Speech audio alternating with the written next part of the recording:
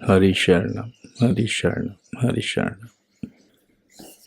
आज के चिंतन का विषय है वास्तव में सामर्थ्य क्या है और इसे कैसे बढ़ाया जाए। जो मुझे समझ में आया कि क्या है जिसके कारण हमारे जीवन में बुराइयां हो रही हैं, भूलें हो रही, बहुत ही बेसिक, बहुत ही जीवन को अफेक्ट करने वाली। तो ऐसी बुराइयां जिनको हम चाहते हैं निकल जाएं पर निकाल नहीं पा रहे हैं, फ्रस्ट्रेट हो गए हैं उन पर काम करते करते। तो एक बुराई करते हैं तो फिर उससे एक कमजोरी आ जाती है और उस कमजोरी के कारण फिर बुराई करते हैं, फिर गलती करते हैं और उसको छोड़ नहीं पाते। तो ऐसे धीरे धीरे हमारी एक निर्बलता बढ़ती जाती है, असमर्थता बढ़ती जाती है, सोचने समझने की ज़्यादा शक्ति रह नहीं जाती है जब गलती पे गलती करते जाते हैं। तो ऐसे में क्या किया जाए?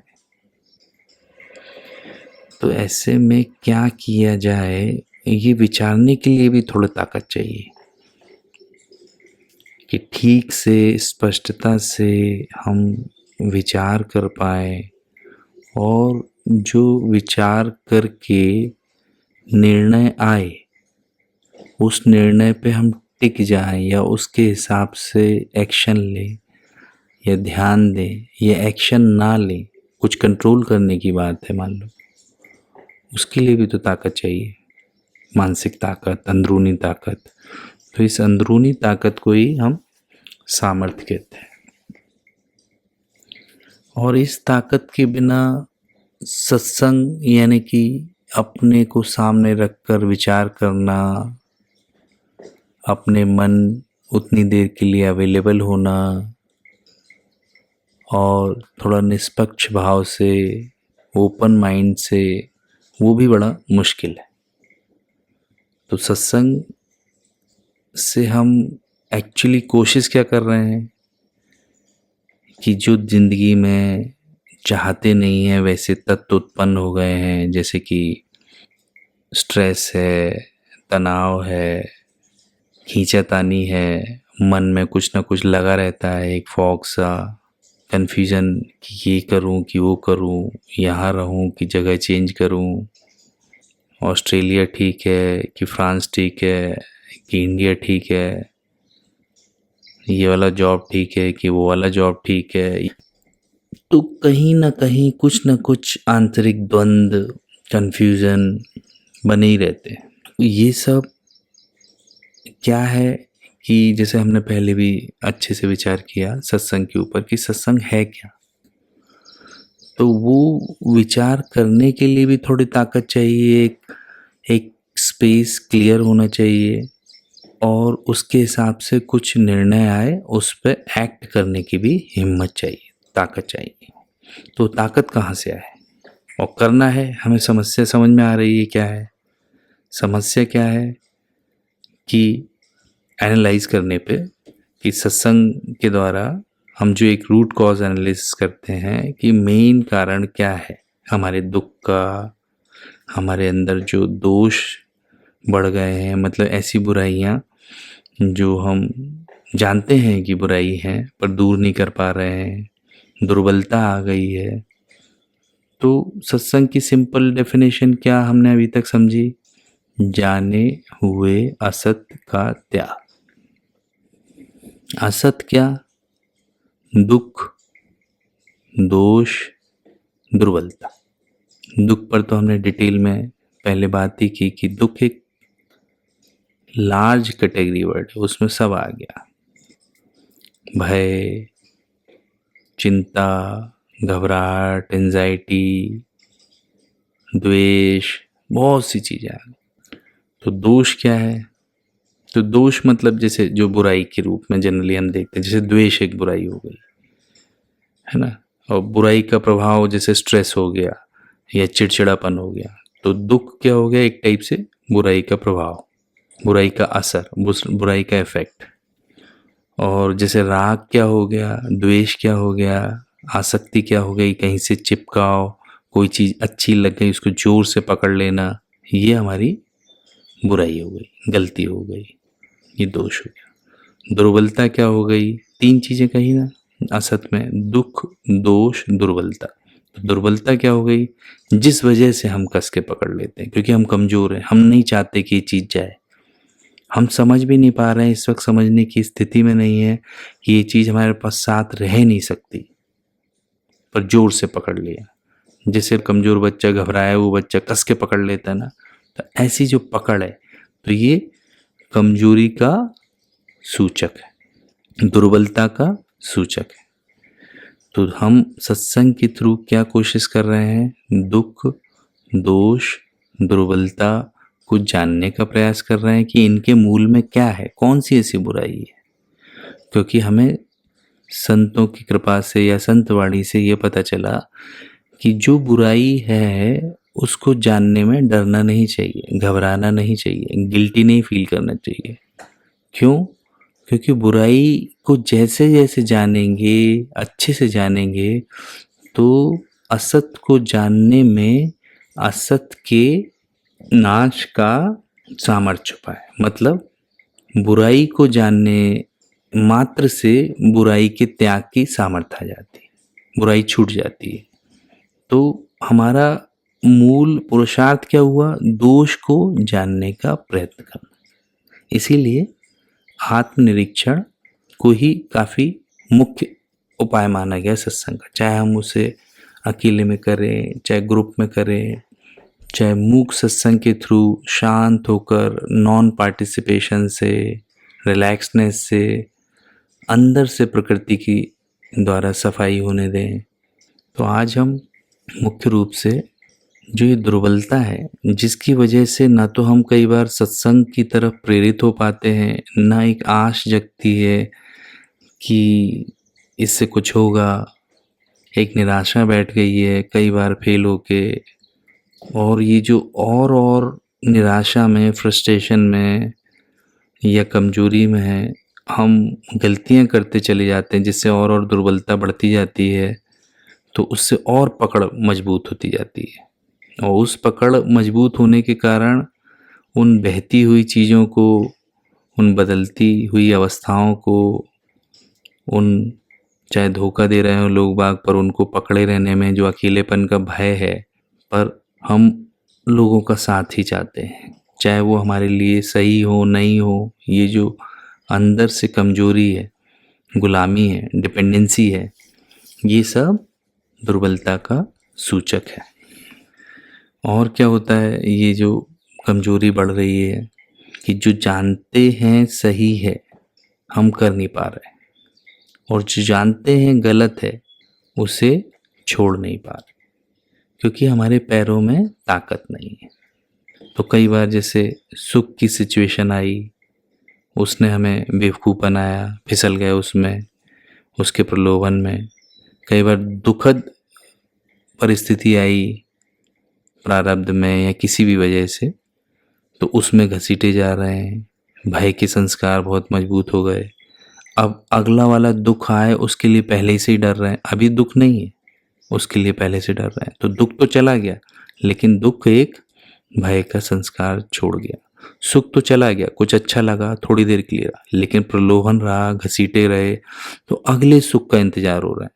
तो अभी सुख काल नहीं है, अभी कोई हम सुख में नहीं फंस रहे हैं, लेकिन इस जो बीच के पीरियड में है उसमें भी हम उस सुख को याद कर रहे हैं जो चला गया। तो उससे उसके प्रलोभन का संस्कार, उसके लालच का संस्कार तगड़ा कर रहे हैं। दुख चला गया, भय का संस्कार हम मजबूत कर रहे हैं। तो ये सुख के प्रलोभन का संस्कार, दुख के भय का संस्कार हम मजबूत करते रहते हैं। तो ये क्या सामर्थ्य हुआ? नहीं, ये सामर्थ्य को घटाना हुआ, सामर्थ्य खोना हुआ धीरे धीरे, और अपनी दिशा भी छूट रही है, क्लैरिटी भी जा रही है कि करना क्या है।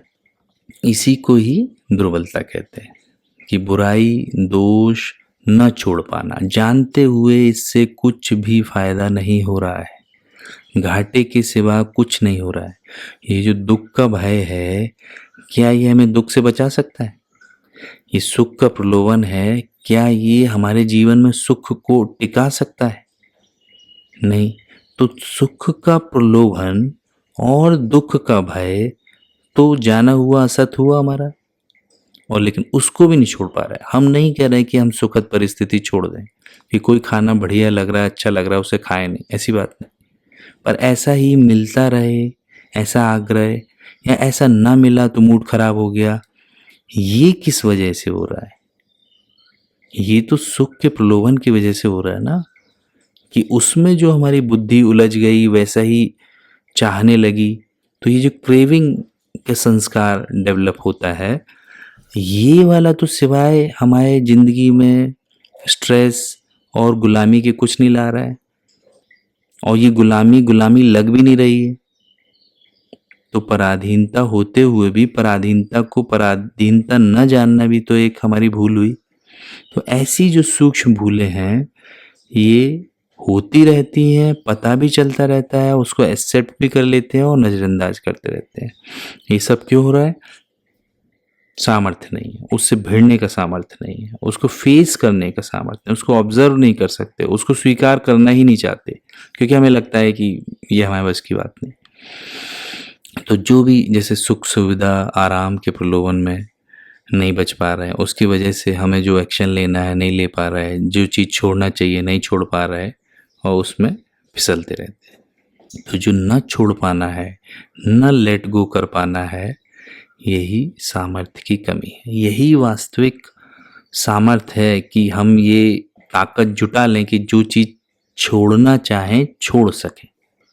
तो आध्यात्मिक कॉन्टेक्स्ट में या जीवन के कॉन्टेक्स्ट में सामर्थ्य कोई अपनी करने की शक्ति बढ़ा लेना, या बोलने की शक्ति बहुत इफेक्टिव हो जाए, या बुद्धि में बहुत संग्रह कर लें, बहुत बातों का मेमोरी तगड़ी हो जाए, या जिम जा के मसल्स बहुत कर लें, 40 किलो की जगह 80 और 120 के साथ उठाने लगे, उसको सामर्थ्य नहीं कहते हैं। सामर्थ्य है छोड़ पाने का सामर्थ्य, चीज़ों को, बातों को, चिंताओं को इग्नोर करने का सामर्थ्य, कि आपको कोई चीज़ कितनी अफेक्ट कर रही है, उससे आपका सामर्थ्य नापा जाता है, कि सुख कितना आपको अपने प्रलोभन में फंसा लेता है, कितना लालच आपके अंदर पैदा कर देता है, कि कोई सुखद एक्सपीरियंस हुआ, उसने किस हद तक आपको अफेक्ट कर दिया, कितना लालच आपको दे के चला गया।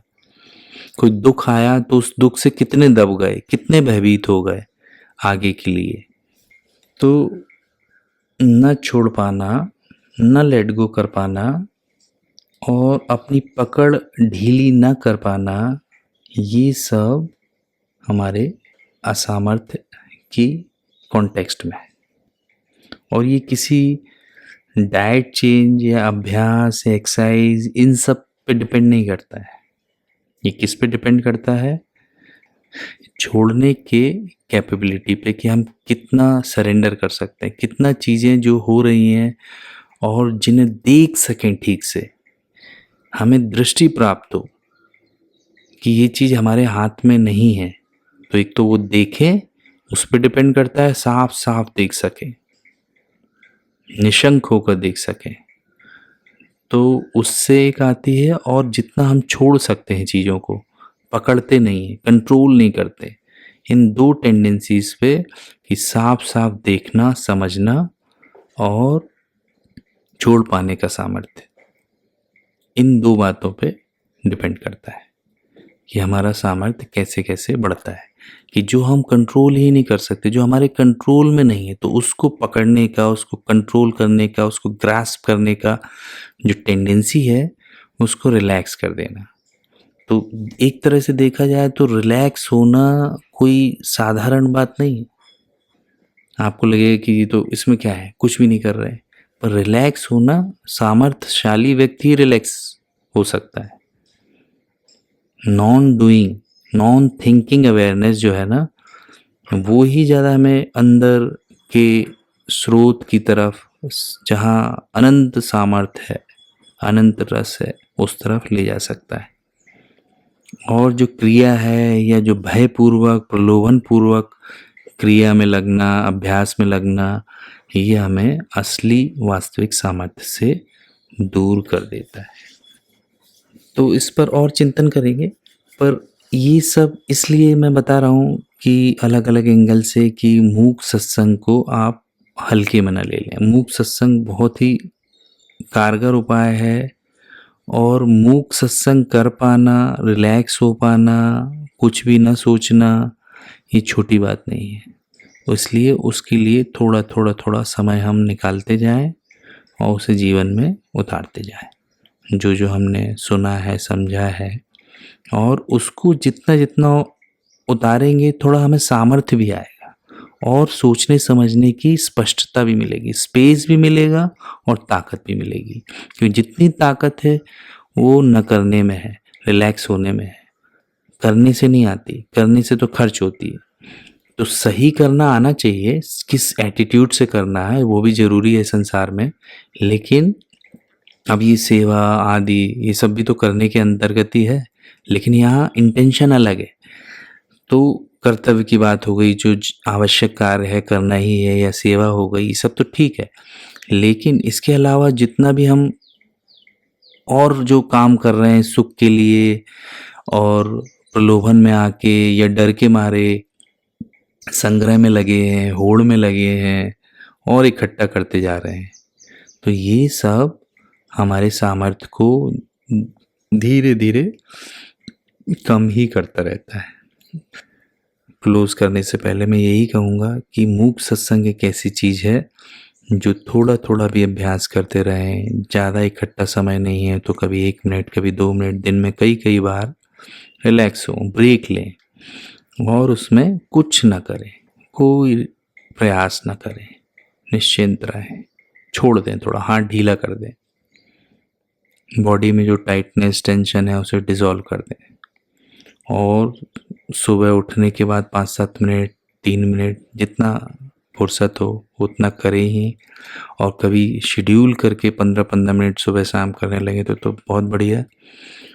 और उसकी जो एटीट्यूड होने चाहिए, जो सावधानियां होनी चाहिए, उन्हें भी बार बार जब तब सुनते रहें, ताकि क्या क्या गलतियां होती हैं, बड़ी गहरी गलतियां बहुत अरसे से हो ही रही हैं, तो उनका बदलना भी इतना आसान नहीं है। तो चिढ़े नहीं खुद से, यदि बार बार वही करें, बार बार समझें कि क्या हो रही है। तो जितनी बार गलतियां कर रहे हैं तो ये भी तो समझें कि कितनी गहरी गलतियां, और इनको हमने सुधार लिया तो बहुत कुछ, बहुत एरिया का सुधार अपने आप हो जाएगा। और इनको नहीं सुधारा तो बाकी कुछ किया भी तो मूल में तो गलती रही। इसलिए थोड़ा पेशेंस से उनको सुधारते रहें, समझते रहें, और सुखद आश्चर्य से भी भरते रहें। देखो देखो, बस जरा सी गलती है, जरा सा हम जो टेंडेंसी है कंट्रोल करने की, द्वेष की, या किसी में पकड़ने की, पकड़ सकते नहीं पर पकड़ना चाह रहे हैं, तो ऐसे विचार आए, ऐसे ना आए, या जज करने की, ये सब धीरे धीरे धीरे जाती रहेंगी। तो मूक सत्संग के निर्देशों को जब तक दोहरा लें, और उनका दिन में कई कई बार, 2-5 बार, 10 बार, छोटी छोटी क्वांटिटीज़ में एक अनअभ्यास करते रहें। अपने एटीट्यूड को, अपने रवैये को बदलते रहें। एक विश्राम पूर्ण सजगता को इनवाइट करें अपनी लाइफ में, अपने दिल में, कि ये बहुत आवश्यक है, जिससे हमें सामर्थ्य भी मिलता है और क्लैरिटी भी आती है सोचने समझने की। हरि शरणम, हरि शरणम, हरि शरणम।